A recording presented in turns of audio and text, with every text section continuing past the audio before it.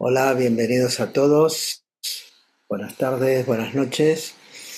Esta es la reunión número 82 del grupo de estudios sobre ciencia y teosofía. Y en esta ocasión, que hacemos los primeros y terceros domingos del mes, en la primera parte, nuestro hermano Rodolfo Gil nos va a hacer una presentación que se titula Notas sobre la vibración, el sonido, akasha y los estados de conciencia. Y en la segunda parte vamos a continuar con el estudio de la doctrina secreta en el volumen 1, la tercera parte, Ciencia y Doctrina Secreta Contrastadas, con el capítulo 14 que esperamos terminar hoy, que es las fuerzas, modos de movimiento o inteligencias. Bueno, pues este, como sabéis, es un grupo de estudio, no es una... O sea, aquí todos somos estudiantes, no es una cátedra, no es una exposición simplemente, de manera que esperamos la participación entusiasta de vosotros con preguntas, contribuciones y vuestros puntos de vista o aportar vuestro conocimiento a los temas que se estén tratando. Excelente, bien. Gracias, buenas tardes y buenas noches a todos. Gracias por su presencia y más por la participación de ustedes cuando terminemos esta presentación. ¿Por qué le llamo notas sobre la vibración, el sonido, akasha y los estados de conciencia?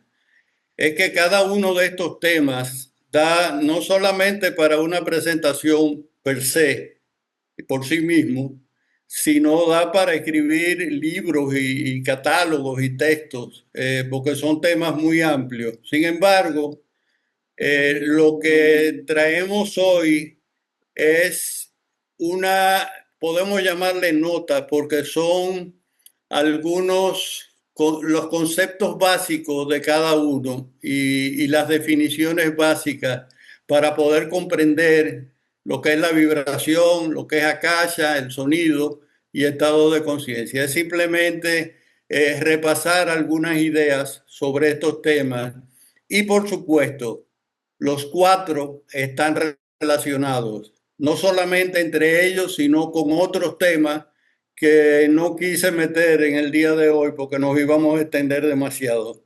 Así que vamos a seguir entonces. La vibración es la fuente de todas las cosas visibles e invisibles. Dice el Kybalión, nada está quieto, todo se mueve, todo vibra. El Kybalión es un libro, prácticamente es un folleto sobre las 7 leyes del universo y la vibración es una de estas 7 leyes. Repito, nada está quieto, todo se mueve, todo vibra. En la estancia 3, la esloca 1 dice, la última vibración de la séptima eternidad se estremece a través de la infinitud. La madre se hincha, expandiéndose desde adentro hacia afuera como el botón del loto. Y la esloca 2 dice, la vibración se extiende, tocando con su veloz ala todo el universo y al germen que vive en la oscuridad. Oscuridad que alienta sobre las dormidas aguas de la vida.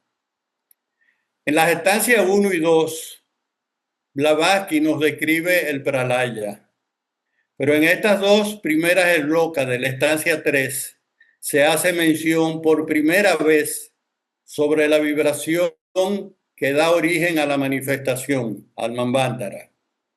Esta última estancia describe cómo la vibración se transmite en las primeras etapas del proceso de manifestación, lo que sugiere que esta vibración es la fuerza que activa el impulso manvantárico, despertando la ideación cósmica al nuevo amanecer.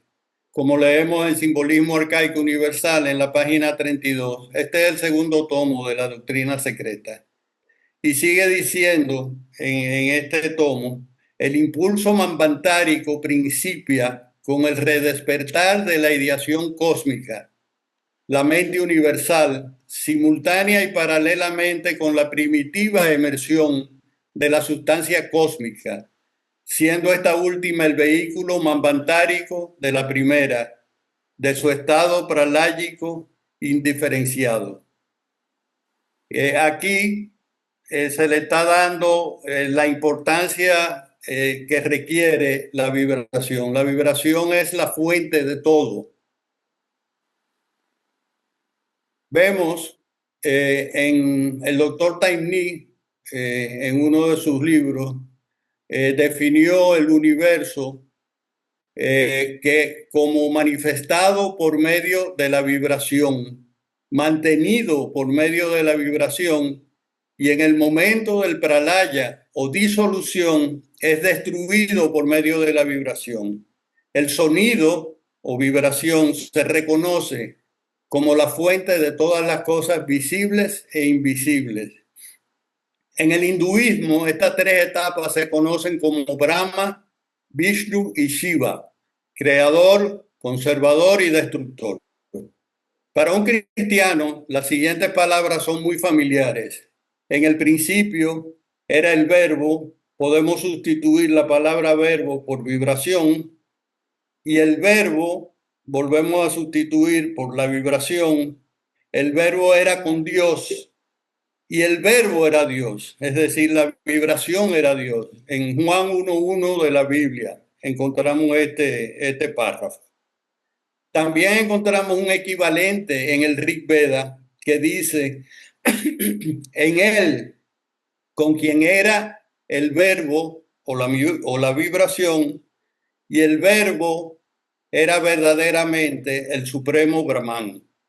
Es decir, la vibración era verdaderamente el supremo Brahman. Vibración es la propagación de ondas de energía y se manifiesta como una oscilación u onda que se desplaza como movimiento repetitivo. Perdón. La vibración tiene distintas características, aunque podemos mencionar tres propiedades. La primera propiedad es la frecuencia, que es la cantidad de veces que oscila una onda de energía durante un segundo. Es decir, la cantidad de veces que sube y baja. Por ejemplo, una frecuencia de 500 hercios significa que una onda sube y baja 500 veces cada segundo. Cada objeto, pensamiento y emoción tiene su propia frecuencia vibratoria. Longitud de onda es la distancia entre las crestas o entre los valles, y resonancia es el fenómeno que ocurre cuando un sistema vibratorio, un objeto, un átomo, una cuerda, es sometido a una fuerza periódica o una vibración cuya frecuencia coincide con su frecuencia natural o propia de vibración. El concepto de resonancia se basa en la idea de que los sistemas tienen frecuencias naturales de vibración. Cuando una fuerza externa coincide con esa frecuencia, se produce una amplificación de las vibraciones. La resonancia es el mecanismo invisible a través del cual lo sutil, sea una intención, sea un sonido, se manifiesta en lo denso, o la materia o realidad física. El pranava aún es un ejemplo. Todo lo que existe, desde un planeta hasta un pensamiento, es energía vibratoria. Las tres etapas de la existencia y el silencio.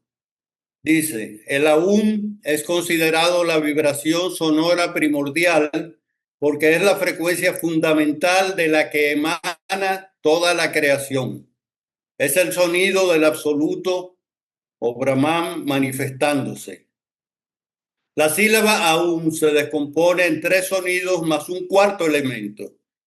La A representa el estado de vigilia, o Jagrat, es la creación, el principio, el sonido que se produce desde la parte posterior de la boca y simboliza a Brahma, el creador. La U representa el estado de sueño con ensueños, o swapna.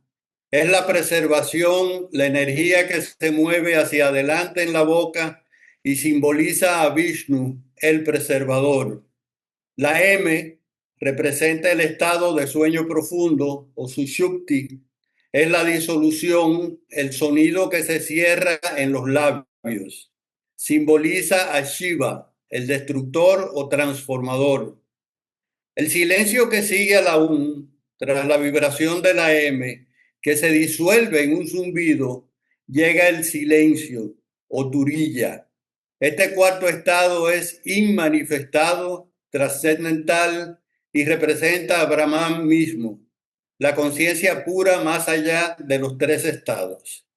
Al cantar el Aum, se está vibrando en sintonía con el ciclo completo de la creación, desde el origen hasta la disolución y lo que está más allá.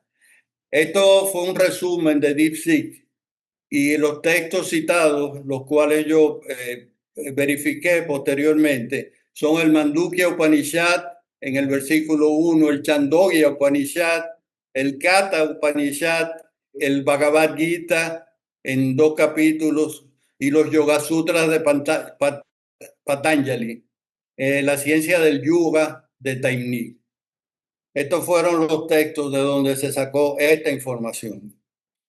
El sonido es la primaria correlación de la kasha, el logos o ideación divina hecho verbo y el verbo o palabra hecho carne. En la doctrina secreta, en el tomo 6, en la página 126, vemos esta oración. Akasha es la esencia primordial, sutil e intangible de la que surge todo el universo. El sonido es la correlación de Akasha. La palabra correlación se refiere a una conexión, una correspondencia directa y fundamental. En uno de los textos de la doctrina secreta, en el tomo 6, vemos un diálogo de Blavatsky y donde le hacen una pregunta.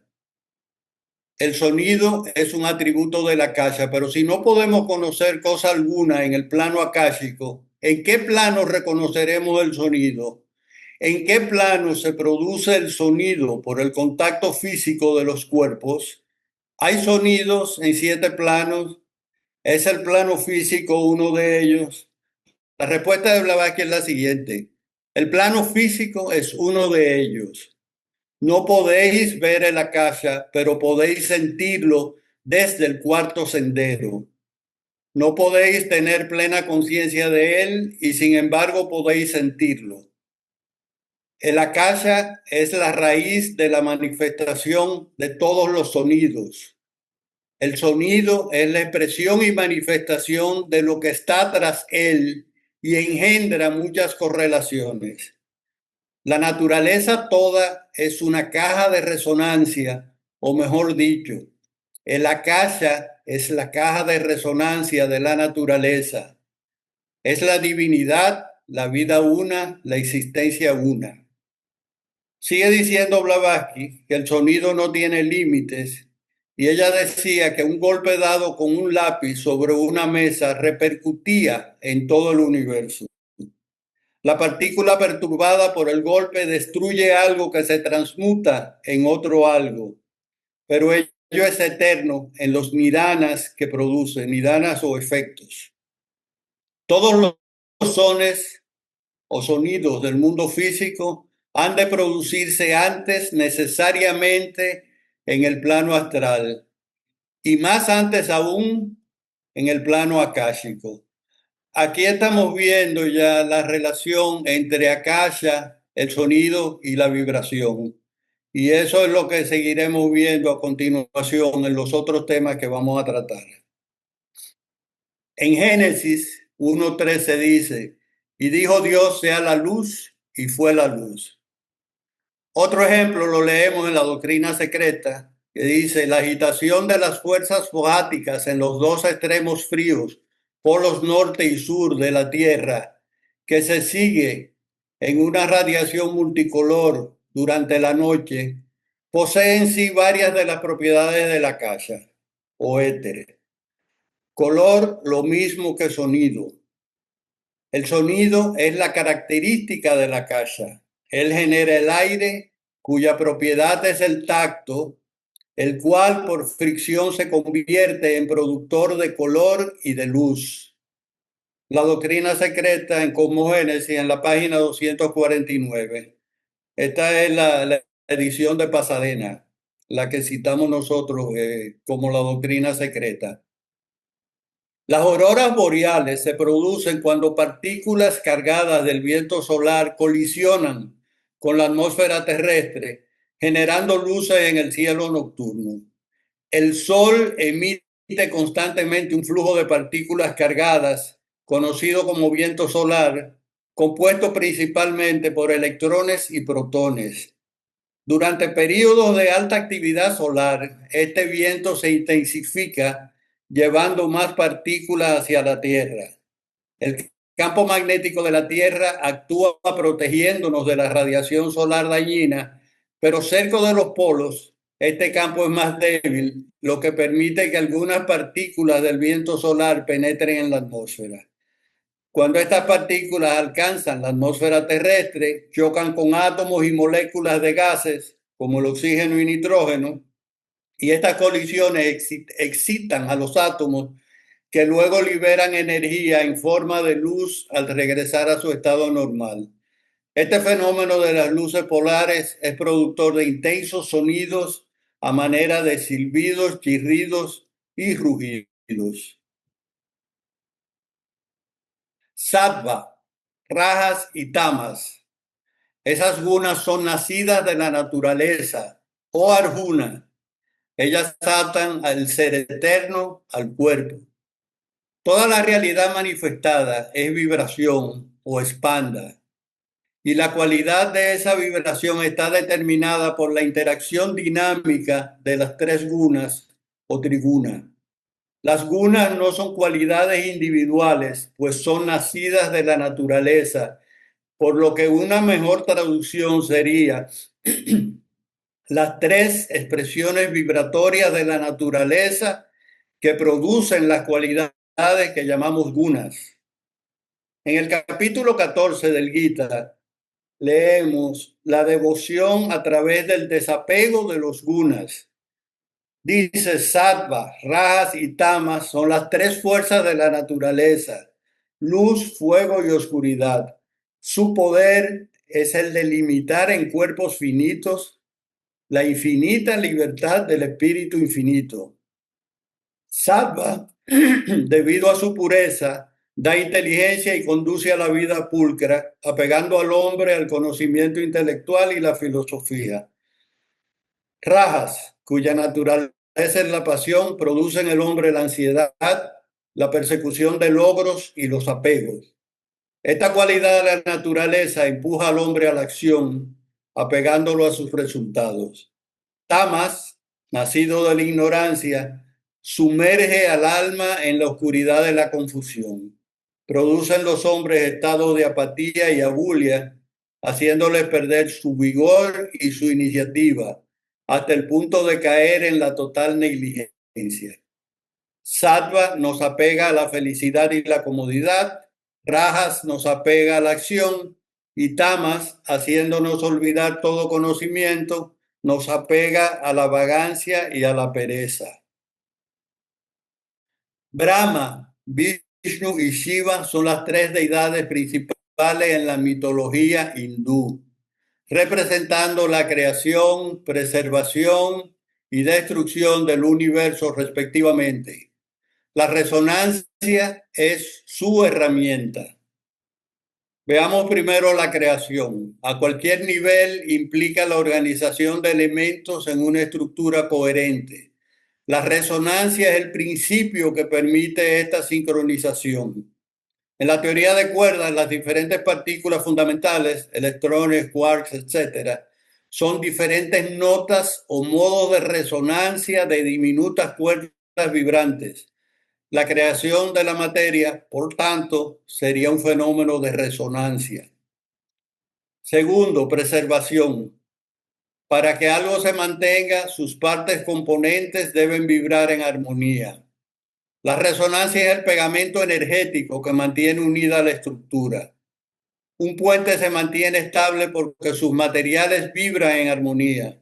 El caso del puente de Tacoma Narrows en Estados Unidos, que colapsó en 1940, es un ejemplo clásico de lo que pasa cuando una fuerza externa o el viento induce una frecuencia de resonancia destructiva para la cual la estructura no estaba diseñada.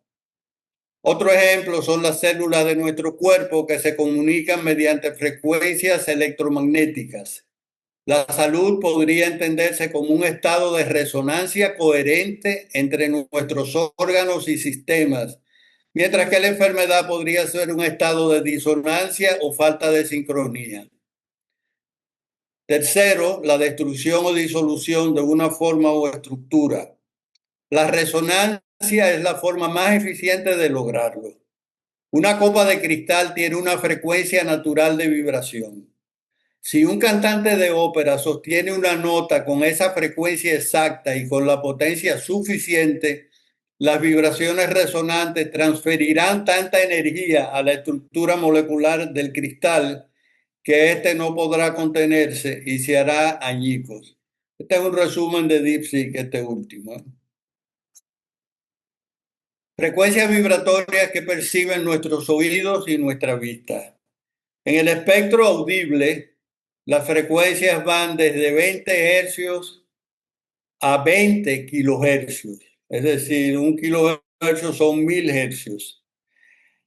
La luz, al contrario, el espectro visible de luz, y lo vamos a ver en una tabla más adelante, es de 430 terahertz. Esos son 10 a la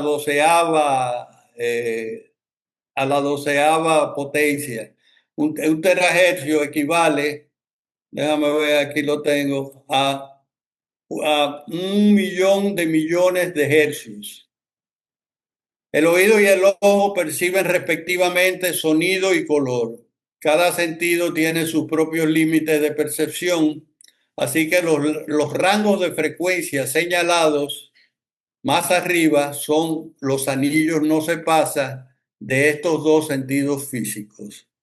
Es decir, cada uno de estos sentidos tiene un límite dentro del cual percibe un sonido o percibe por la vista un rayo de luz o un color.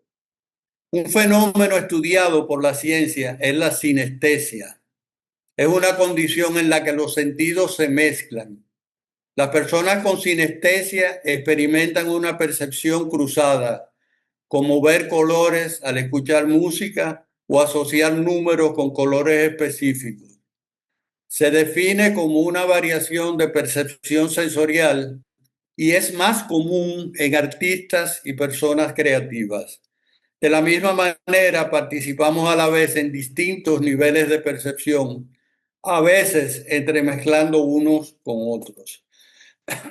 Las longitudes de onda más largas, hasta ahora descubiertas, que no se indican en el dibujo de la derecha, gravitacionales originadas principalmente en las fusiones de agujeros negros supermasivos con masas de millones o miles de millones de soles, en los centros de galaxias que han chocado.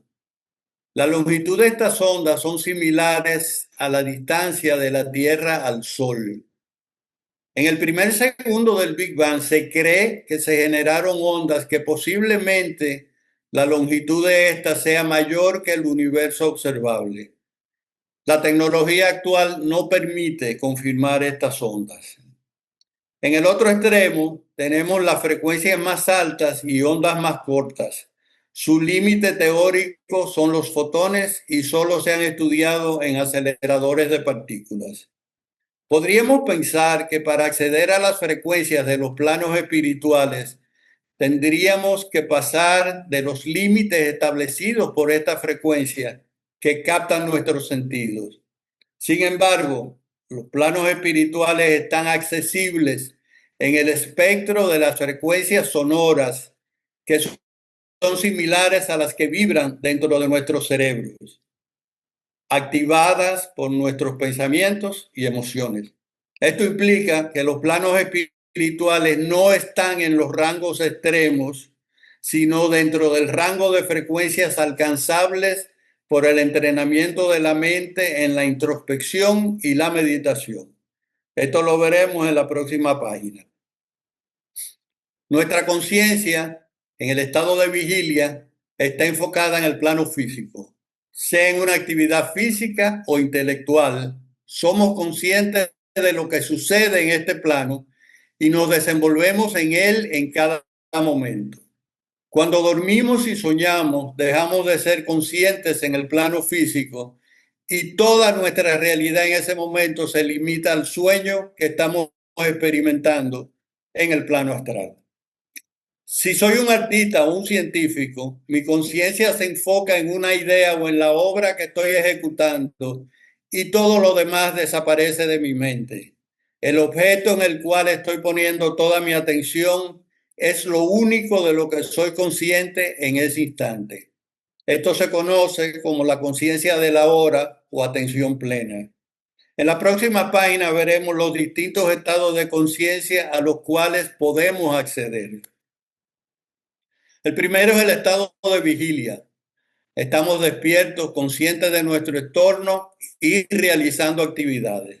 En este predominan las ondas beta y gamma, cuyas frecuencias son ondas rápidas de baja amplitud de 12 a 30 hercios y de 30 a 100 hercios respectivamente, ambas asociadas a funciones cognitivas complejas.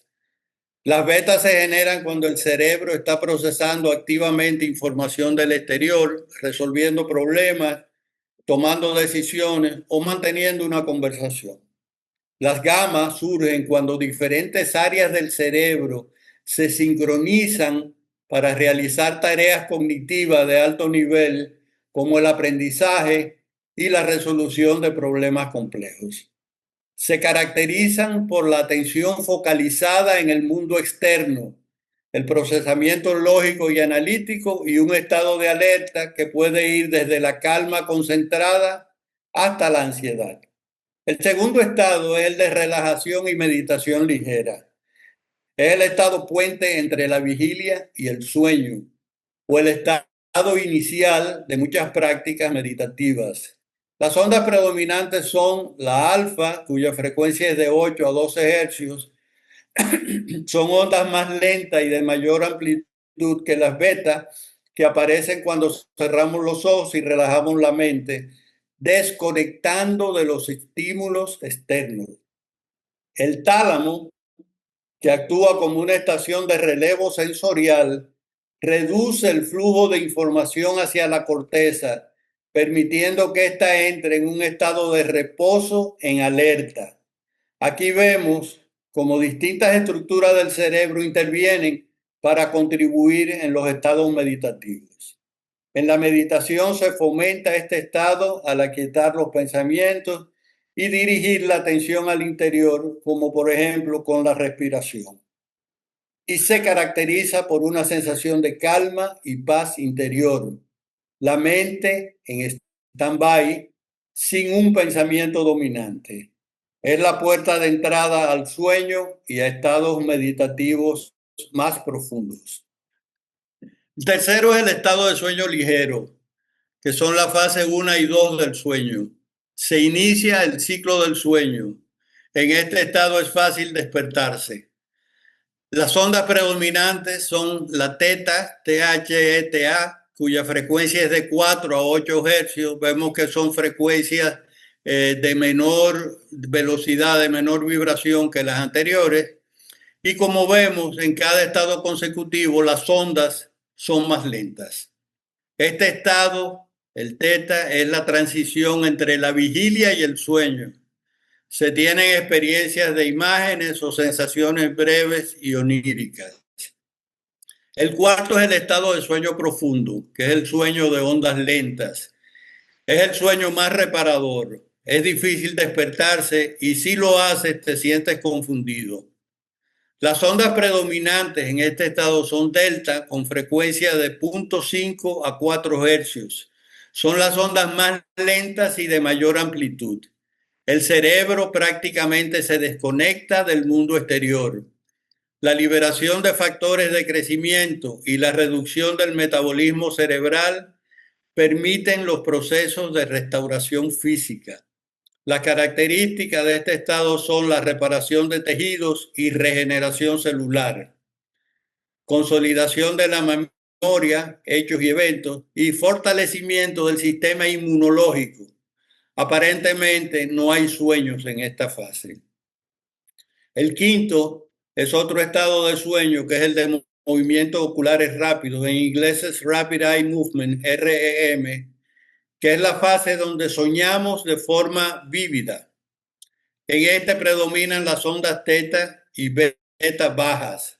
Aunque es un estado de sueño, el cerebro está muy activo. En este estado se procesan y asimilan las experiencias del día. Aquí vemos que cada estado tiene su peculiaridad y tiene sus efectos y su uso.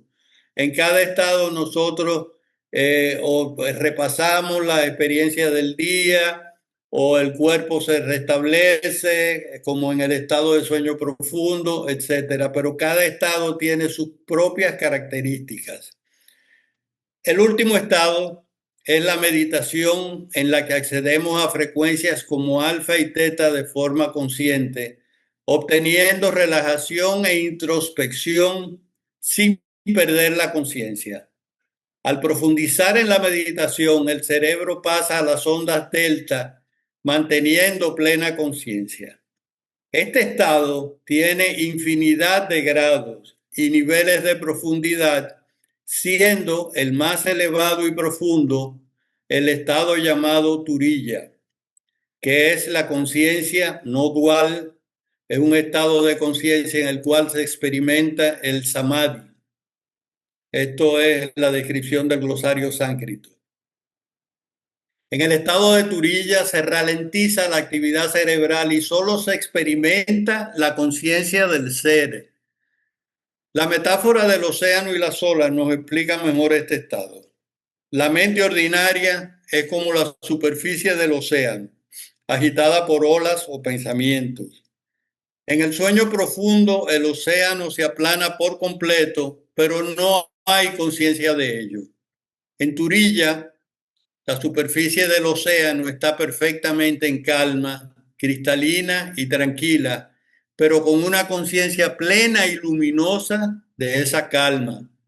La actividad de las olas se ha detenido, pero la naturaleza esencial del agua o la conciencia se revela. El concepto de Turiya proviene de los Upanishads y se traduce como el cuarto estado, más allá de la vigilia, el sueño con sueños y el sueño profundo.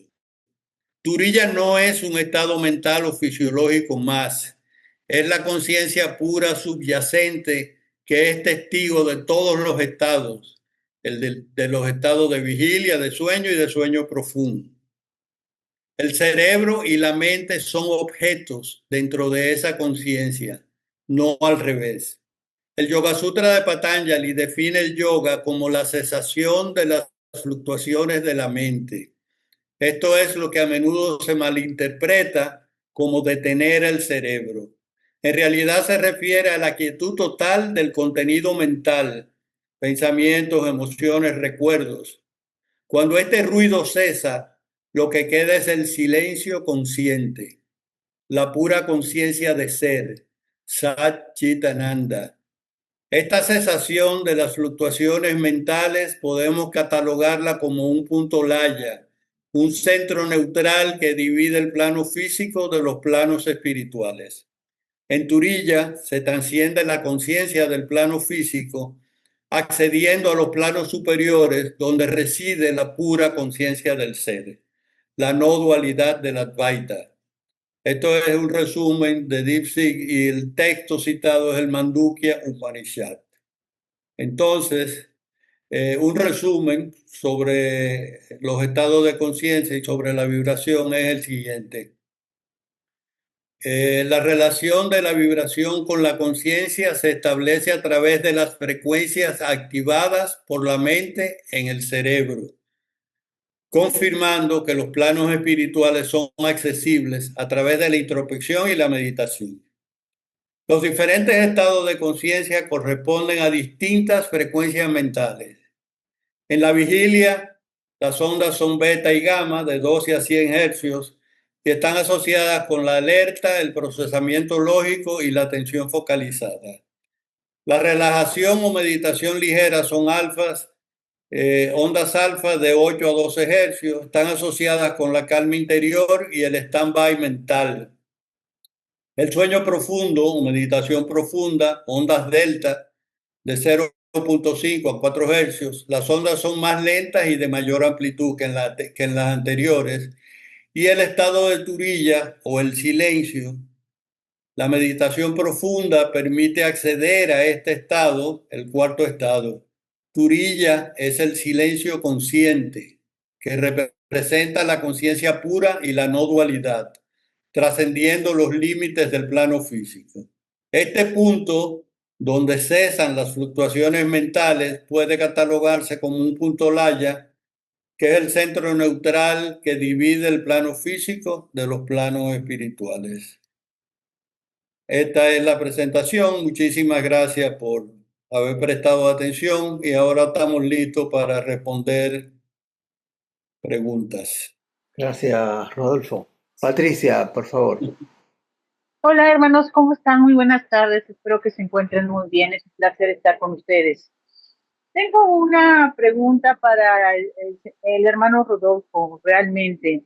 De estos estados de conciencia que nosotros tenemos dentro de internamente, ¿qué estado de conciencia es el más alto y el que puede conectarse con el Antakarana? Gracias, que tengan buen día. En un estado de meditación profunda, se puede hacer la conexión con el yo superior, pero el estado más alto es el de Turilla, que es llamado el silencio también. Ese es el estado que solo los Mahatmas, los maestros y personas de un grado alto de evolución pueden alcanzar. Sí, muchas gracias, porque creo que ese estado de conciencia está demasiado elevado, ¿no? Por los altos grados de ondas que tiene y obviamente los hertz, ¿no? Que son muy elevados. Sí, es un estado que lo alcanzan aquellos que han logrado purificar todos sus vehículos inferiores. Bien. No está al alcance inmediato de nosotros, pero podemos ir paso a paso. Con la práctica de la meditación podemos ir elevando nuestra conciencia hasta que nos acerquemos de alguna forma a ese estado. Sé que dentro de lo que sería el sueño, dentro de nosotros, hay 5 niveles de sueño. Obviamente dentro de estos niveles de sueño, usted decía que dentro de él está lo que sería la vibración de los ojos. Es cuando está en el sueño más profundo. Gracias. Perdón.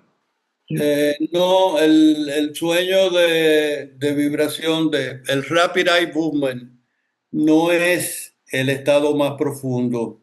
Es una de las etapas dentro de las clasificaciones de los sueños, del sueño ligero, del sueño con ensueño y del sueño profundo.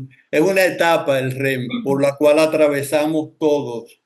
Y esa etapa del REM lo que dice es que en esta predominan las ondas teta y bajas. Es un estado de sueño, pero con el cerebro muy activo. Y es el estado donde se procesan y asimilan las experiencias del día. O sea, es un estado necesario para la recapitulación de nuestras actividades. Aunque generalmente no somos conscientes de lo que está sucediendo en ese estado. Adelante, Daniel. Sí, Si queréis, los que tengan la curiosidad de profundizar más con lo que dice la teosofía acerca de los sueños, tenéis el trabajo de los sueños de Leadbeater. Son unas 30 páginas, es de rápido leer. Y en el capítulo 5 él da una clasificación de los sueños, bueno, con el vocabulario de su tiempo, ¿no? Porque todavía no había los REMs y esta capacidad de medir las frecuencias de la actividad mental, ¿no? Es curioso. Y luego, bueno, eso es para quien le tenga curiosidad. Estaba yo, mientras te estaba, bueno, primero de todo felicitarte por el trabajo que has hecho, impresionante. Y quería comentarte, Rodolfo, yo mientras te escuchaba, decía, vale, frecuencias, ¿no? Hercios y tal, y longitudes de onda, ¿no? Esto no nos movemos del campo físico, ¿no? En definitiva, aunque apuntamos al campo mental, etcétera, ¿no? Pero no. Entonces, claro, hay las vibraciones físicas, ¿no? Está el plano físico, el plano más denso, el plano más concreto, y allí, pues, bien, los átomos, o sea, las moléculas poliatómicas, ¿no? Pues presentan vibración, presentan también rotación y presentan desplazamiento, ¿no? Entonces, hay las fuerzas electromagnéticas son las que en definitiva rigen cómo se unen estos átomos, cómo vibran, cómo rotan, cómo se desplazan, ¿no? Y bueno, esto es lo que es la manifestación de FOAT en el plano físico, ¿no? Entonces me preguntaba yo, bueno, el siguiente plano, el plano astral, ¿no?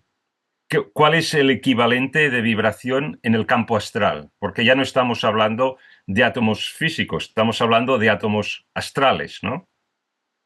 Primero de todo, ¿cómo vibran, ¿no? El campo astral es el campo de las emociones, pues hay hay primero, ¿cuáles son las dimensiones en que vibran los átomos en el campo astral? ¿No? Me preguntaba. Bueno, es una pregunta que nos podemos hacer todos, ¿no? Para imaginarnos cómo funciona eso allí. O quizá alguno habéis paseado ya tanto por el campo astral conscientemente que, que ya podéis decirlo, ¿no?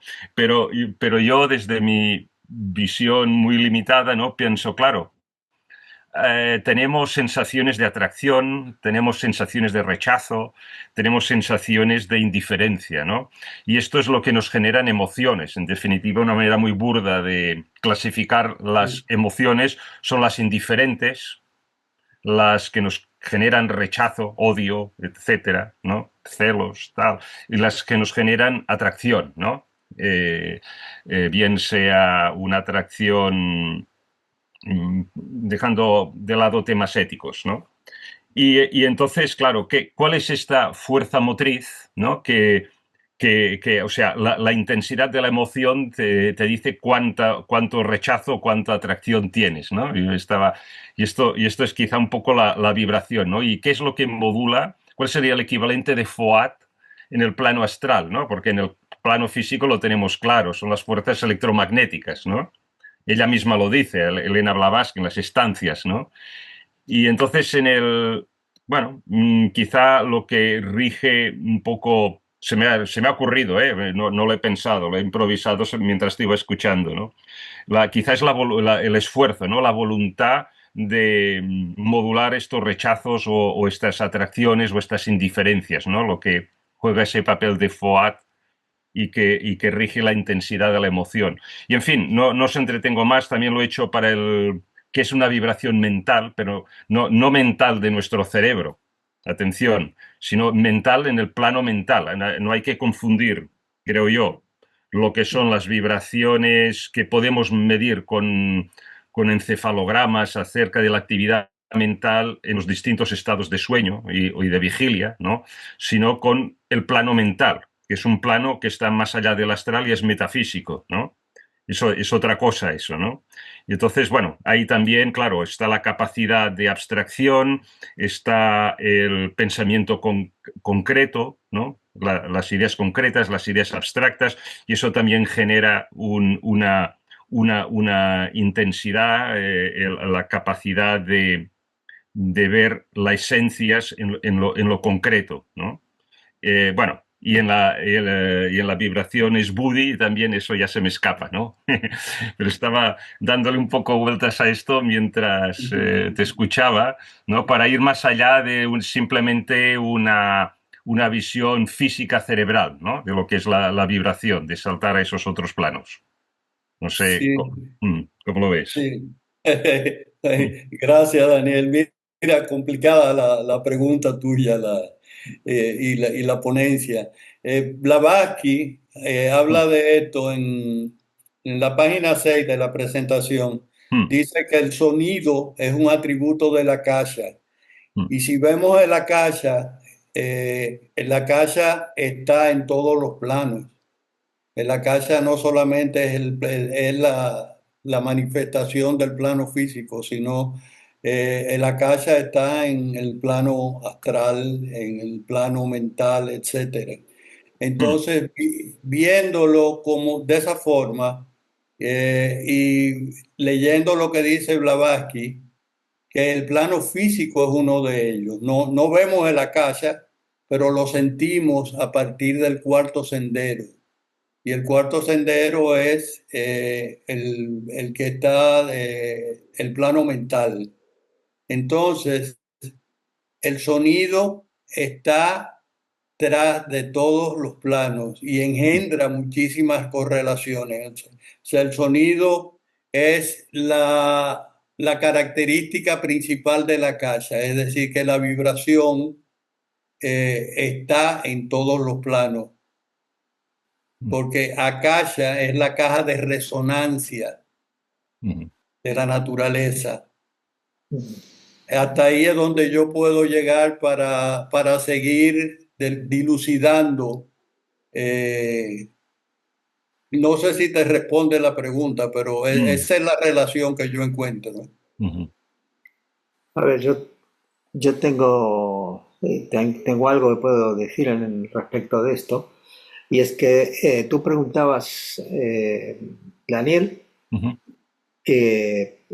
a ver, que aquí en el plano físico, bueno, vemos que todas lo que son expresiones de las vibraciones, ondas electromagnéticas, etcétera, son expresiones de Foghat. Y preguntabas qué es lo equivalente en el astral, entonces te planteabas lo de la atracción, la repulsión o la indiferencia. Bueno, pero hay que para recordar, generar emociones. claro, para generar, pero hay que recordar que Foghat no es solamente energía o vibración tal cual la conocemos físicamente. Blavatsky dice muy claramente en el proemio que hay un puente que une el espíritu con la materia y a través del cual las leyes, o mejor dicho, los arquetipos, las ideas que están presentes en la ideación cósmica, en Mahat, en la mente universal, se plasman como leyes en la naturaleza. Entonces, no es solamente que o sea, las vibraciones, el electromagnetismo y todo, son en el mundo físico, son expresión de Foghat porque porque las leyes que la genera son la expresión de Foghat. En el mundo astral, mental, etcétera, en los otros mundos de la naturaleza, también hay leyes, porque la psique, las emociones están gobernadas por leyes y la mente también está gobernada por leyes. Entonces, creo que Foghat, además, si tenemos en cuenta tanto las leyes funcionales como habrá leyes que rigen su materia que no conocemos porque no somos sensibles a ese tipo de materia. Blavatsky dice, inclusive lo decía un poco en la parte que estamos estudiando de la doctrina secreta, es que hay mundos que nos resultan invisibles, que están poblados por entidades, por seres, por vida, pero que están, y ella utiliza la palabra que también fue utilizada por la literatura de la segunda horneada, como de interpenetración, dice, porque no es adecuado, dice ella, decir que están dentro o fuera, están como, y ella, claro, no tenía ningún otro lenguaje, como para ningún otro vocabulario como para expresar esa idea, que luego se fue perfilando un poco como de que son otras dimensiones del espacio, pero que están aquí mismo, no están más allá, afuera o adentro o más arriba, como a veces lo representamos en diagramas. Entonces, Foghat entiendo yo que es la expresión completa para todos los planos, igual que Akasha, que es la radiación de Foghat o la expresión de Foghat ya en la materia. Akasha es como un campo, el campo de información que contiene todo, y ya sean que contiene la historia de las cosas que sucedieron, ya sean físicas, emocionales, mentales, etcétera, pero también es no solamente un registro, sino que también es el determinante. Es lo que decía antes Rodolfo, con que Akasha es la resonancia de la naturaleza, que no solamente recoge, sino que también provoca. Y es lo que une causa y efecto, cuando están separados, que siempre están separados por el tiempo. Entonces, no sé, yo creo que cuando nos planteamos qué vibración, bueno, que todos los procesos emocionales también son vibraciones y que todos los procesos mentales también serán vibraciones, y que tenemos que, bueno, que podemos recordar que, efectivamente que todo es vibración, que todo es vibración, y la vibración de distintas naturalezas, porque el sonido es una vibración física, es un movimiento físico de ondas de compresión y expansión. La radiación electromagnética es de distinta naturaleza, no tiene nada que ver, pero es la propagación de ondas electromagnéticas, y las ondas gravitatorias son otra naturaleza totalmente distinta, que es la propagación de alteraciones en el campo gravitatorio, en la gravedad. Entonces, si todo es campo, si todo es vibración, en la casa también es vibración, en la casa también lo tiene todo, todo eso al final está regido por leyes de la naturaleza, leyes que intentamos estudiar, que intentamos comprender, y estas son la expresión de Foghat, entiendo. Muy buena, Carlos. Por lo menos aclaraste algunas cosas que no sé si la pude expresar correctamente. Hay algo que quiero agregar con relación a la casa. Las teorías de Penrose, de Roger Penrose, del campo mórfico, podemos hacer la analogía entre la casa y los campos mórficos de Penrose. Perdona, esa teoría no es de Roger Penrose, sino de Rupert Sheldrake.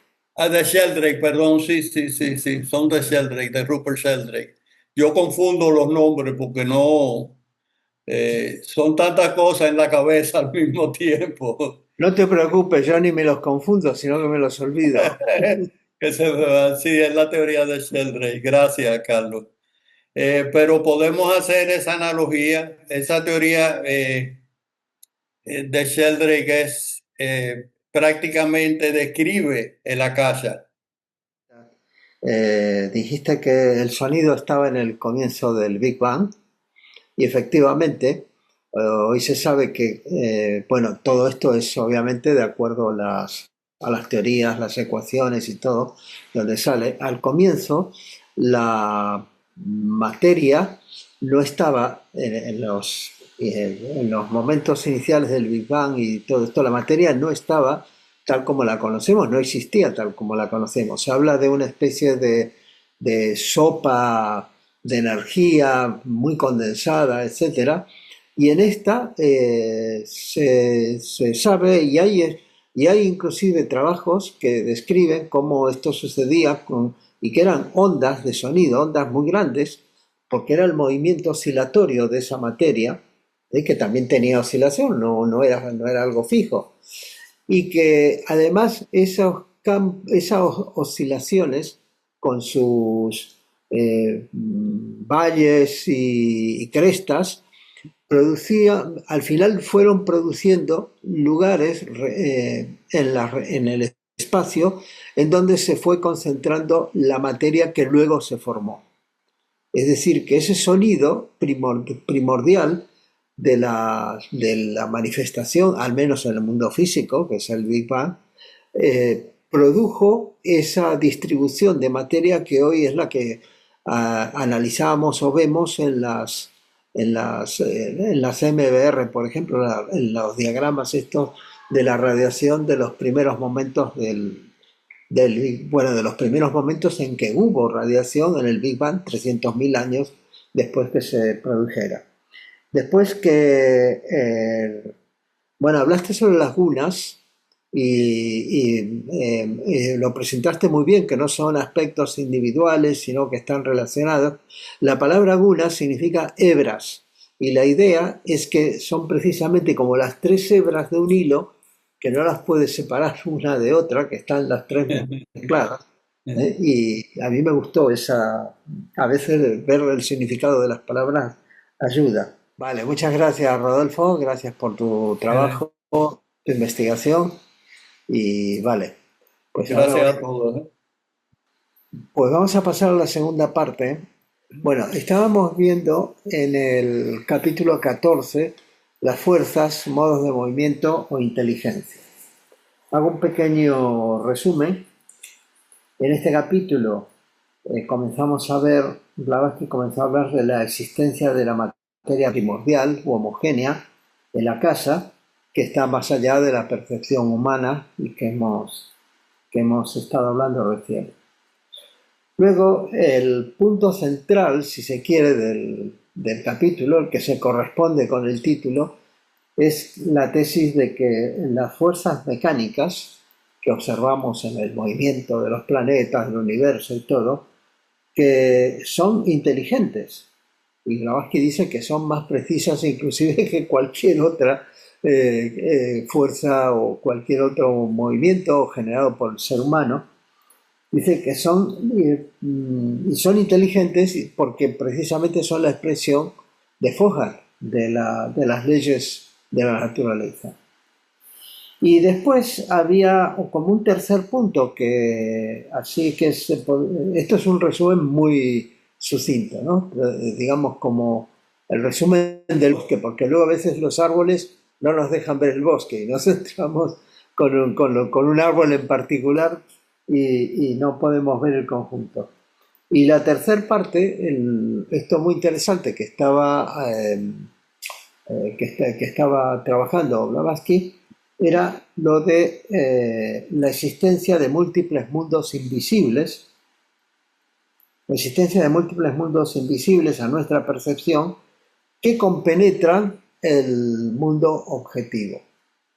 De aquí que cuando se mencionan otros mundos, mejores o peores, más espirituales o todavía más materiales, aunque invisibles ambos, el ocultista no coloca estas esferas ni fuera ni dentro de nuestra tierra, como lo hacen los teólogos y los poetas, pues su posición no está en lugar alguna del espacio conocido o concebido por el profano. Hállanse, por decirlo así, mezclado con nuestro mundo, al que compenetran y por el que son compenetrados. Hay millones y más millones de mundos y de firmamentos visibles para nosotros. Hay aún mucho mayor número fuera del alcance del telescopio, y gran parte de estos últimos no pertenecen a nuestro plano objetivo de existencia. Cuando dice otros mundos, a veces tenemos la idea de pensar que mundos invisibles, por ser invisibles, son espirituales. Y aquí fijaos que dice, mejores o peores, más espirituales o todavía más materiales. Es decir, que la característica de que sea invisible para nuestros sentidos, no lo hace necesariamente más elevado. Lo que lo hace elevado o no son los habitantes o los seres o las cosas o los principios o lo que se encuentre en esa naturaleza. Creo que ella, cuando dice más materiales, se está refiriendo a lo que se denomina los reinos elementales, aquellos que están en la evolución antes que el reino mineral, y que animan, por decir así, la materia del mundo mental y del mundo emocional. Y lo otro, bueno, aquí es donde dice, estas esferas ni fuera ni dentro de nuestra Tierra, sino que están mezclados con nuestro mundo, compenetran, son compenetrados. Es toda una manera de decir, y en la época que ella escribió esto, tampoco se sabía exactamente lo que era el átomo. Fue después, recién cuando ella escribió esto, estaba en auge el modelo de Thomson del átomo, que decían que el átomo sería como una especie de tarta, de tarta o torta con pasas de uva, ¿no? Que estarían adentro los electrones y los protones y todo así mezclado.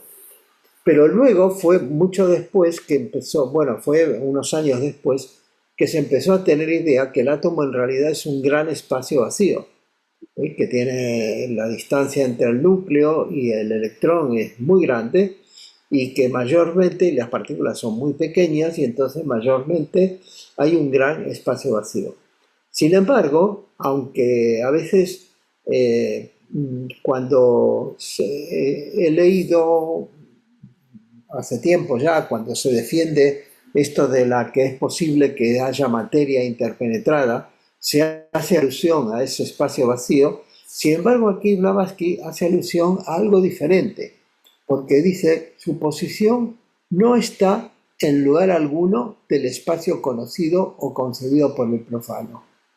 De tal manera que no estamos hablando de como una interpenetración, como podríamos decir, de la misma manera que, bueno, hay un ejemplo clásico, ¿no? Que si pones en un recipiente, en un cubo, por ejemplo, pones piedras y luego pones arena y la arena se mete por los huecos de las piedras y luego todavía pones agua y el agua es absorbida y se mete entre la arena y las piedras. Entonces, no se trata de eso, sino como de algo distinto. Y para mí, yo como la manera en que yo lo interpreto, como que es otra dimensión. Aparte hay una cosa, en las experiencias de CM, cercanas a la muerte, cuando algunos relatan la experiencia de ver su vida de una manera completa, o sea, es una experiencia, primero, es percepción extrasensorial, ESP, percepción fuera del cuerpo. El cuerpo está con parada cardiorrespiratoria y electroencefalograma plano, es decir, que todas las ondas que mencionó Rodolfo, las alfa, las beta, las gamma, las delta, las teta, etcétera, están cero, no hay nada de eso. Y sin embargo, ellos han tenido experiencias que luego relatan. Y entre esas experiencias, una recurrente es la de el analizar donde se ve toda la vida.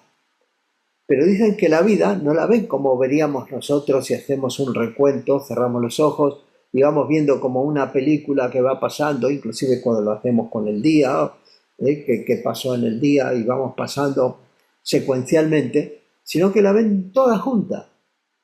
Y dice que la pueden ver como si dijeran, como si fuera que estuviera esparcida por todo el espacio, ¿no? Como que la ven de adelante, atrás, adelante, por los costados, en todas direcciones.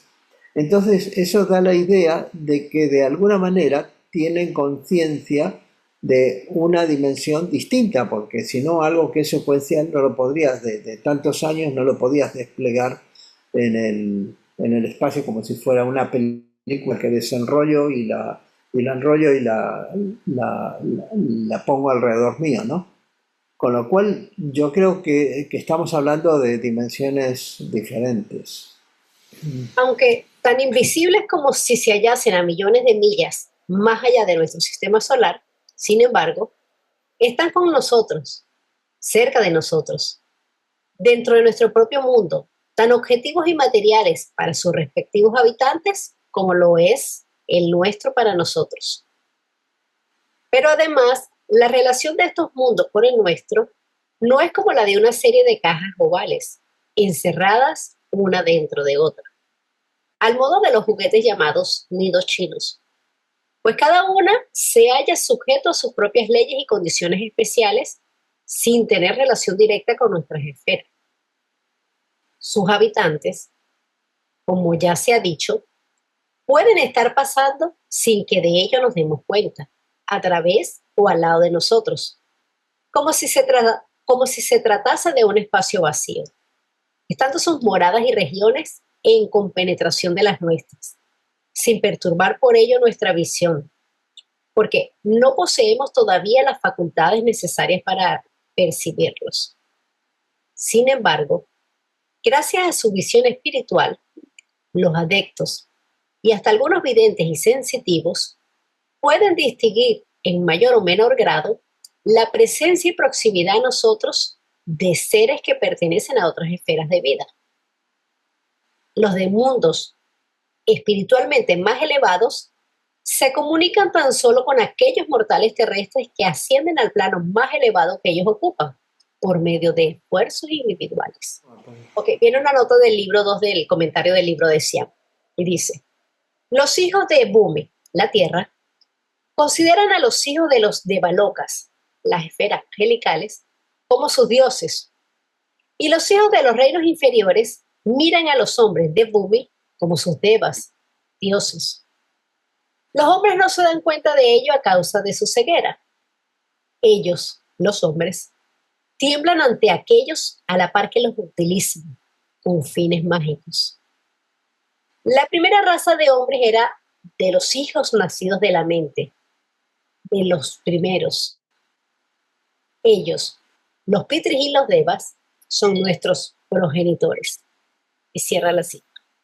Los Pitris es el nombre que se le da a los que han sido nuestros progenitores en el sentido de que nos han dado, por ejemplo, como los Pitris Anisvata, el cultivo, los que han activado el principio mental en la historia, en la evolución del ser humano. Ahora bien,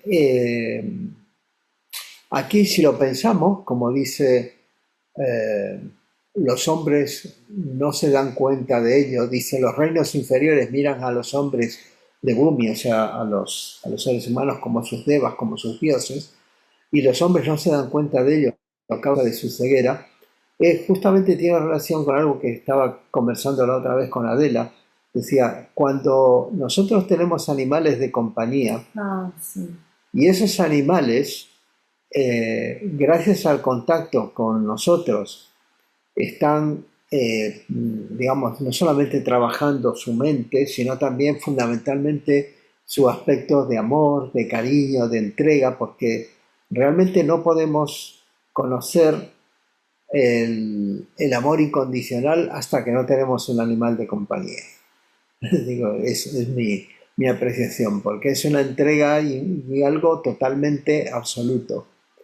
Entonces, nosotros, para ellos que estamos despertando ese amor y esa mente, esa capacidad de procesar, ya sea un gato, un perro, un caballo, etc., es que realmente estamos hablando de animales superiores, ¿no? Nosotros para ellos somos como los Pitris. Claro. Estamos despertando su mente, sus principios. Entonces es la impresión que yo tengo de esto. Las llamadas personas educadas se burlan de la idea de las sílfides, salamandras, ondinas y gnomos. Los hombres científicos consideran como un insulto la sola mención de semejantes supersticiones. Y con un desprecio de la lógica y del sentido común, que es con frecuencia la prerrogativa de la autoridad aceptada, permiten que aquellos a quienes es su deber instruir sufran bajo la impresión absurda de que en todo el cosmos, con K, o al menos en nuestra propia atmósfera, no existen más seres inteligentes y conscientes que nosotros mismos. Hasta la cuestión de la pluralidad de mundos habitados por criaturas dotadas de sensibilidad es tratada con la mayor reserva o bien es rechazada.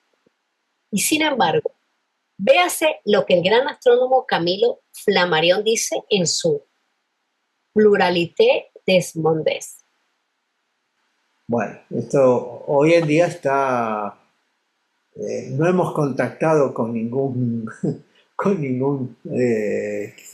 civilización inteligente o con ningunos seres extraterrestres todavía, pero ya se presupone que debido a que se han descubierto muchísimos exoplanetas, planetas que están en otros sistemas solares, en otras estrellas fuera de nuestro sistema solar, que hay muchísimos y que por todas partes, y eso que el método de detección es sumamente primitivo, porque no se puede hacer esto solamente se observa por las variaciones.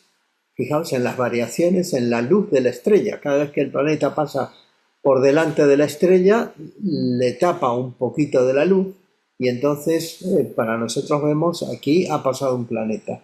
Y con eso se han ido descubriendo, o a veces por pequeñas oscilaciones de la estrella también, se han descubierto, pues ya son, creo que cientos o miles de exoplanetas que están catalogados. Algunos de ellos parecidos a la Tierra en cuanto a características, etc. Pero hoy esto en día ya es bastante, se supone que tiene que haber vida en algunos planetas por lo menos, y vida física, y de hecho hay esfuerzos también para buscarlos. El proyecto SETI, que es la búsqueda de señales de inteligencia extraterrestre que vengan a través de, bueno, se ha buscado de una manera limitada y todo, infructuosamente. Pero claro, la idea es que, ya lo dijo Giordano Bruno, hace 400 años, poco más de 400 años, él dijo que tenía que haber mundos habitados en todo el universo. Y por eso, entre otras cosas, lo quemaron vivo.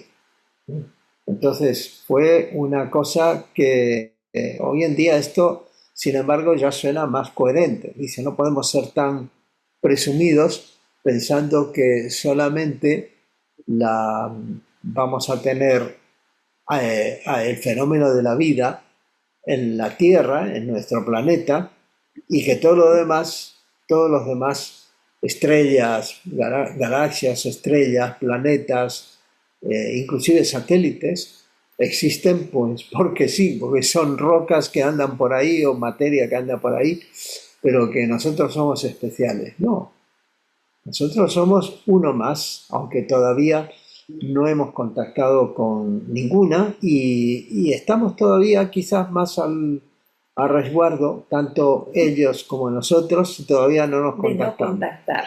Exacto.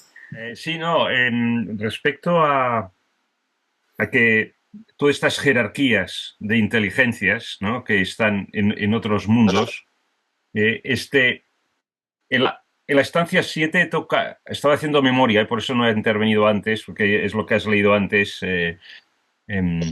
Carolina, en el párrafo anterior, en la estancia 7, de hecho, en un momento dado, le pregunta, hace el símil ese del Anu que pregunta al maestro y responde, ¿no?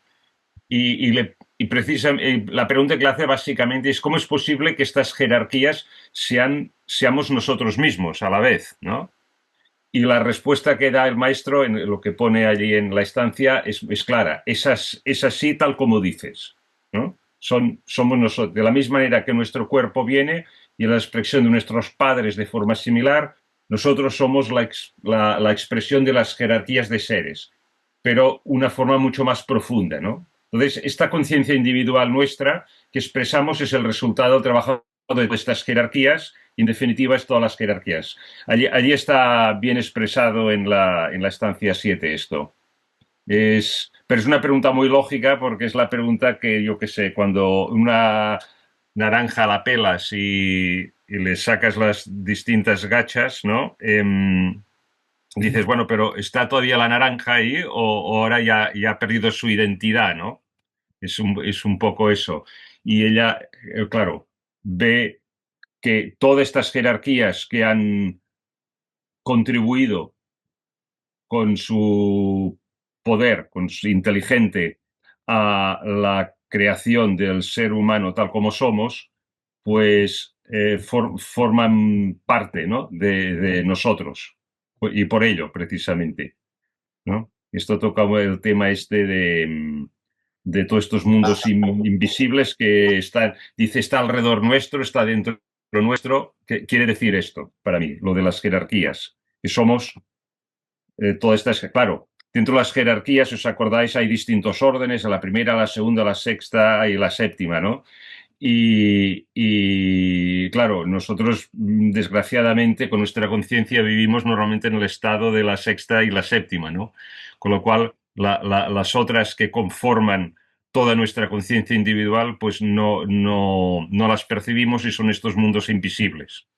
Sí, la idea es también que las jerarquías, como bien dice, si bien hay una especie de categorías así a grandes rasgos, pero que en realidad es como una cadena infinita. Es como la escalera de Job de la Biblia, que decía que había una escalera de infinitos escalones que iban desde la tierra al cielo, ¿no?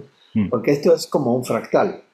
Nosotros, como si nos centramos como seres humanos, pertenecemos a alguna jerarquía y pertenecemos a lo que se llama el hombre celeste, la humanidad en conjunto.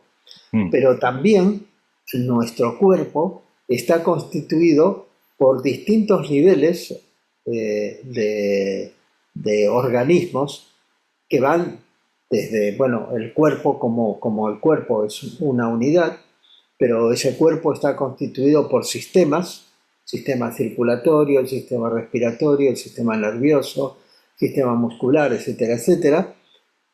Los sistemas están constituidos por órganos, corazón, venas, etcétera, hígado, no sé cuánto, todos los órganos están constituidos por tejidos, los tejidos están constituidos por células, las células están constituidas por orgánulos, como el núcleo, mitocondrias, etcétera, y luego cada una de esas está constituido por moléculas, y las moléculas a su vez por átomos. Y entonces no es solamente una jerarquía de componentes, sino que cada uno funciona, como dice Blavatsky también por aquí, que las células tienen una inteligencia primitiva, pero efectivamente es una cosa enormemente grandiosa, la coordinación y el trabajo celular, y es una vida de la cual desconocemos completamente.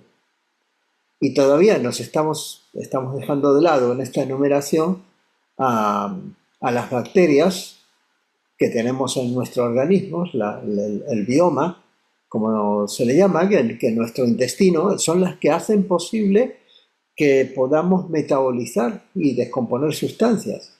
Y sin ellas, o sea, no son ellas, digo, son parte nuestra. Si se descomponen, estamos mal nosotros. Y entonces realmente es tomar conciencia de que somos seres complejos, que estamos como en un fractal y que en nuestro interior hay vidas, porque la vida de una célula, cómo evoluciona, cómo progresa, cuál es su meta, por decir así, no las conocemos. Nos sirven, están dentro de nosotros, son parte nuestra, pero realmente no tenemos mucha conciencia de ellos, ¿no? ¿Verdad? La conciencia personal es la consecuencia de muchas influencias externas, ¿no? Y puede provenir de nuestro cuerpo. Bueno, si no funciona bien y las hormonas andan mal, pues generará unas ciertas emociones u otras, ¿no? Puede provenir de nuestro cuerpo emocional, puede provenir de nuestro, bueno, de nuestro mental o de nuestra conciencia, o sea, de la naturaleza superior, ¿no?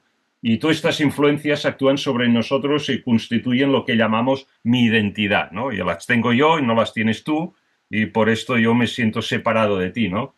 Pero, claro, cuando ella habla de las jerarquías y que están alrededor nuestro y dentro nuestro, lo que está diciendo para mí es que lo que somos es la consecuencia de la actuación de todas estas jerarquías que intervienen en el Manvantara, ¿no? La jerarquía de seres celestiales, ¿no?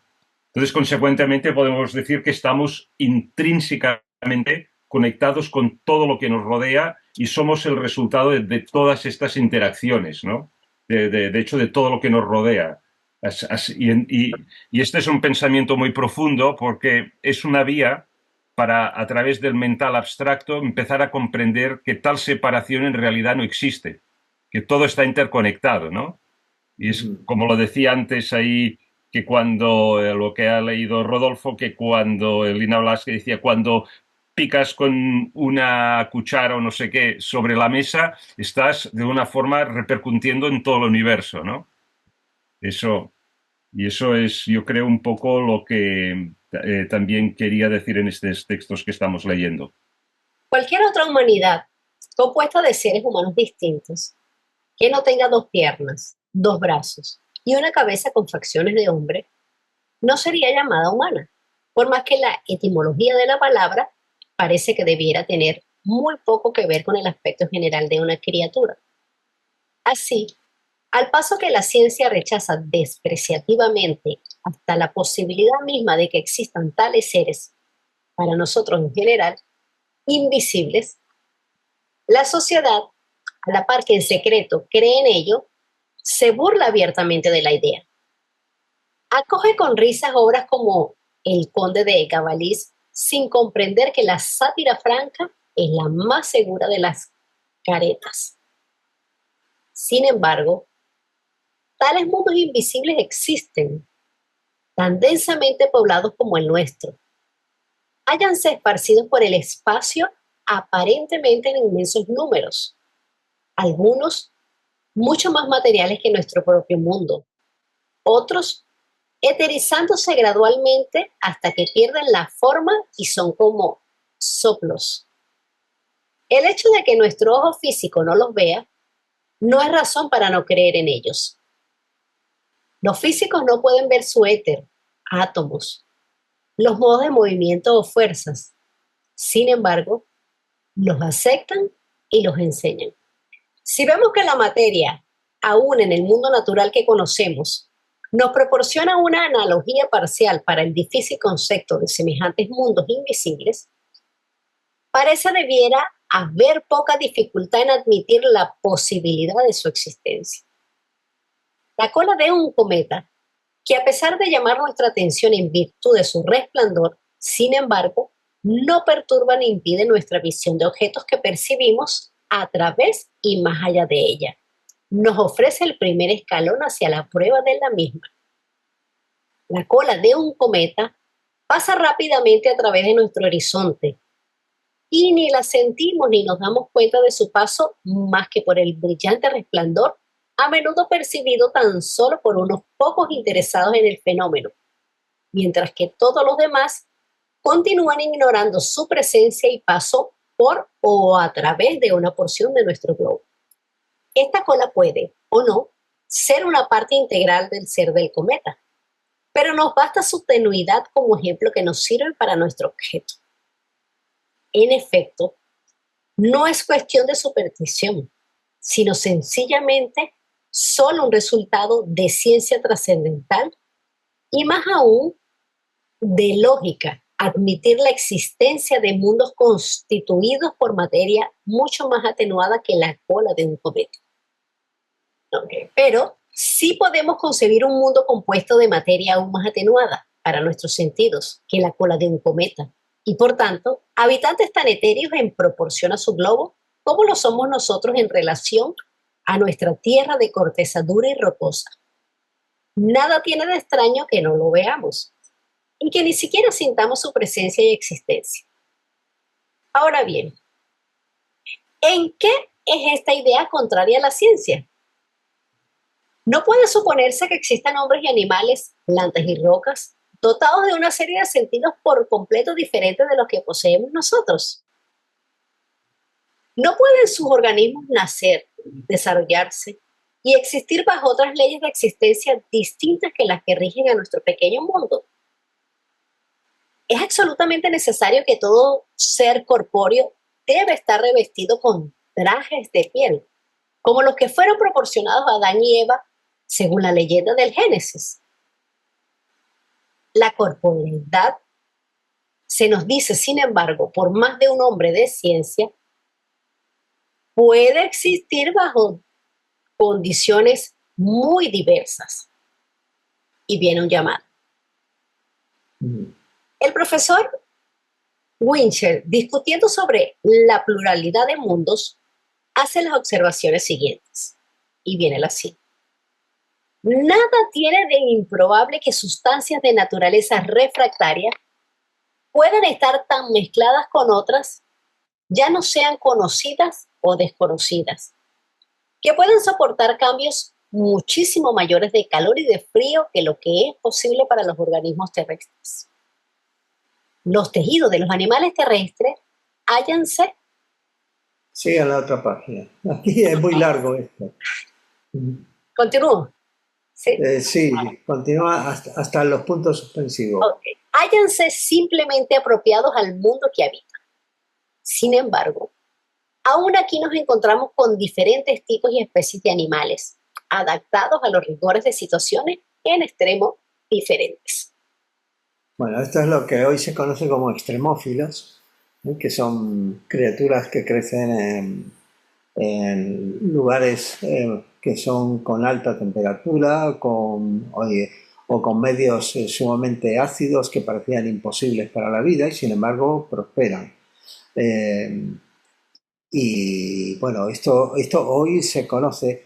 Lo que pasa es que hay una cosa que ella dice, claro, está hablando de uno podría creer en la existencia de estos mundos, pero no, eso no es campo de la ciencia, pues si no se pueden observar, no se pueden sentir, percibir de alguna manera, de manera directa o a través de instrumentos, pues no entran, si no es observable, no entra dentro del campo de la ciencia, ¿verdad? Lo cual obviamente sí que efectivamente pueden desarrollarse, pueden existir y no los podemos negar, pero la ciencia en sí, en la teosofía podemos hablar de ellos, pero la ciencia en sí no tiene cabida, digamos. No, quería decir que yo creo que una de las dificultades que a veces nos generamos al hablar de estos mundos invisibles es el de antropomorfizarlos, ¿no? O sea que si un ser celestial, pues rápidamente vemos ahí a un ángel con un arpa y dos alas, o si hablamos de un dios, pues un señor con una barba y un triángulo allí con unas luces encima, que parece un árbol de Navidad, esos y tal, ¿no? Y eso, bueno, a ver, está bien para ayudarnos con la imaginación, ¿no? Pero tenemos que tener claro que el mundo astral es un mundo de formas de emociones. Sí, es de formas, pero formas de emociones, ¿no? Y, por ejemplo, cuando Leadbeater en sus libros acerca del mundo astral los intenta describir, él lo que hace son esos cuadros abstractos de colores, ¿no? Y va atribuyendo a cada color una emoción y, bueno, y sabemos que cada color es una luz de una vibración determinada y eso, bueno, ya te da es todavía formas, ¿no?, de nuestro mundo físico, pero te acerca más, porque realmente el mundo astral pues es el mundo de las emociones, con lo cual es las sensaciones, la percepción de la emoción y la sensación que te da, ¿no? Y en el mundo mental pues todavía más sutil, ¿no? Los grandes pensamientos de todo eso, cómo sientes una expansión cuando piensas y te sientes en paz o con calma o con amor, o lo que sea, toda esa sensación como de que el espacio se está dilatando, ¿no? O sea, eso es entrar en esos mundos, es entrar en estas hipersensaciones, para decirlo de alguna manera. Y estamos hablando de estos mundos, no estamos hablando de un mundo de ángeles.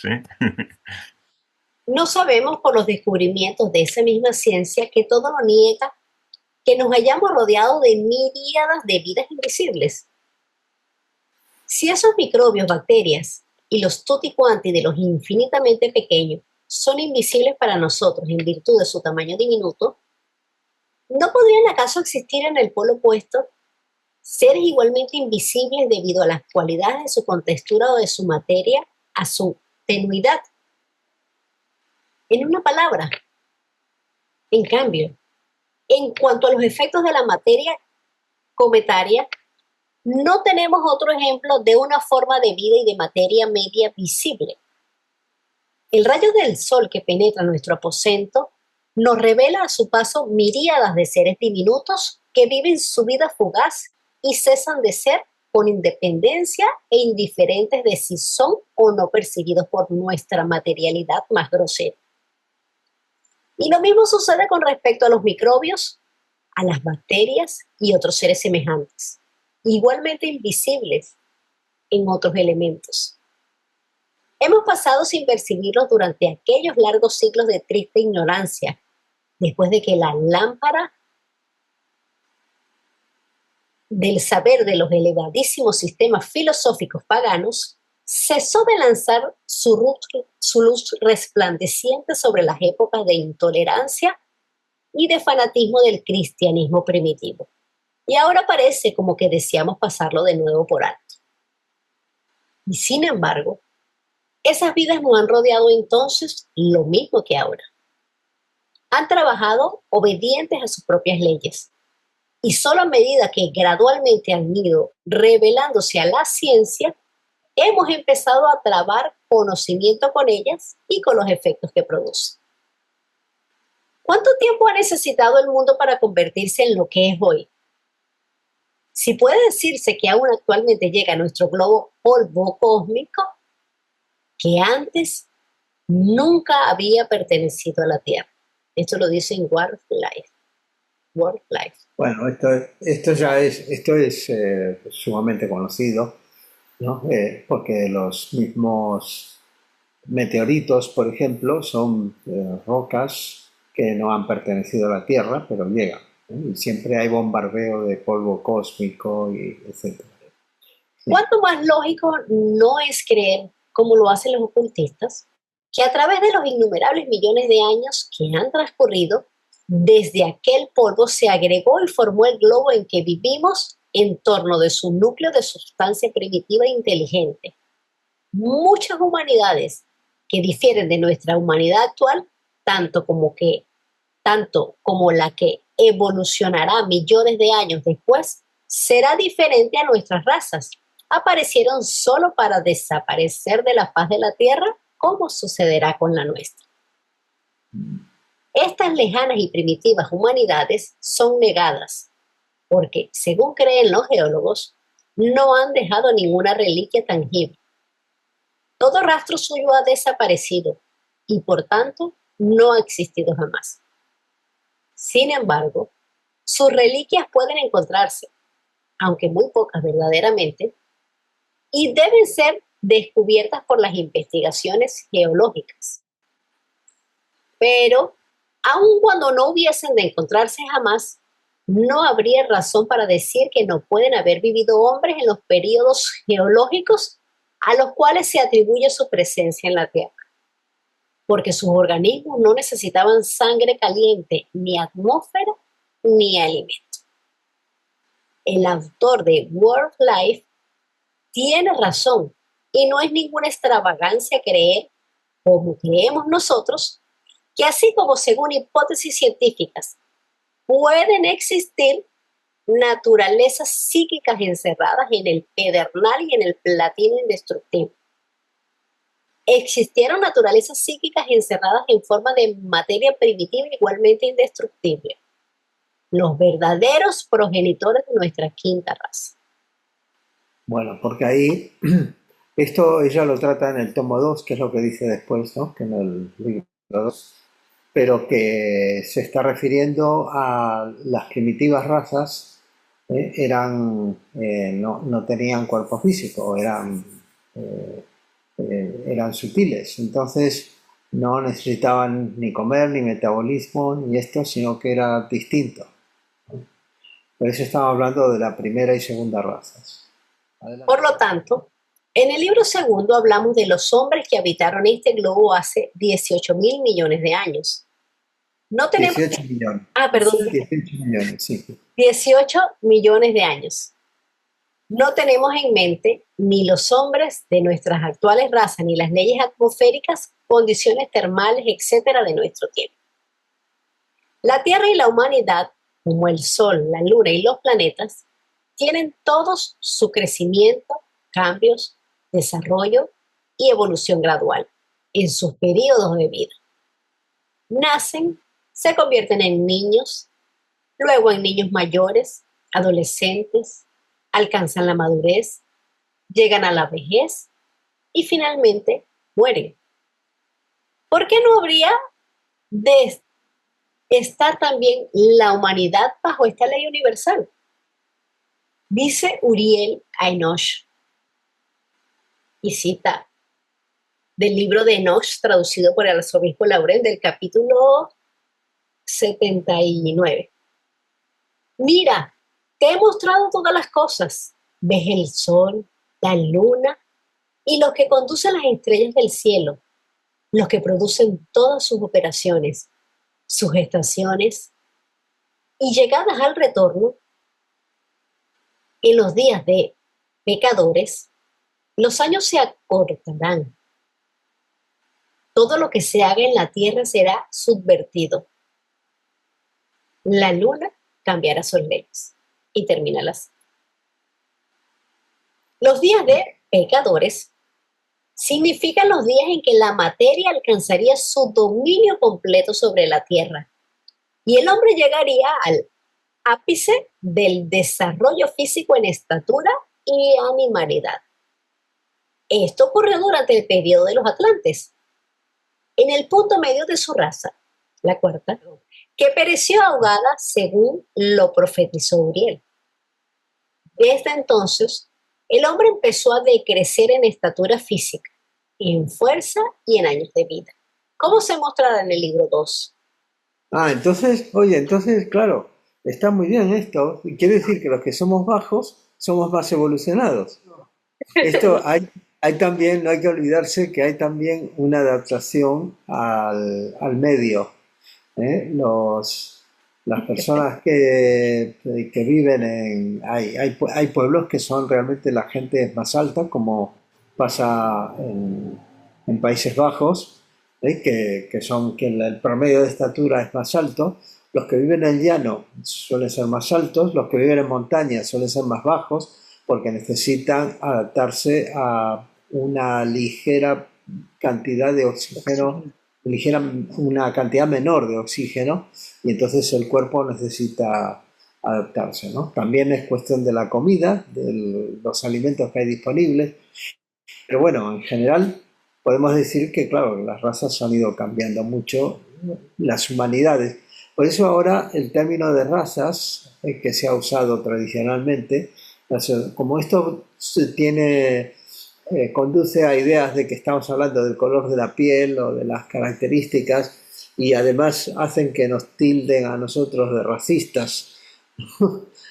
Se habla preferiblemente de lo que se quiere decir, realmente son de humanidades, porque ¿quiénes conforman la quinta raza? Pues no necesariamente europeos, americanos, sino de cualquier sitio. Es una condición de la evolución del ser y no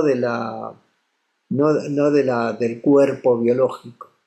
Pero como nosotros estamos en el punto medio de nuestra subraza de la quinta raza raíz, el apogeo de la materialidad en todas, las propensiones animales, aunque más refinadas, no por eso tienen menor desarrollo, y esto se nota más en los países civilizados.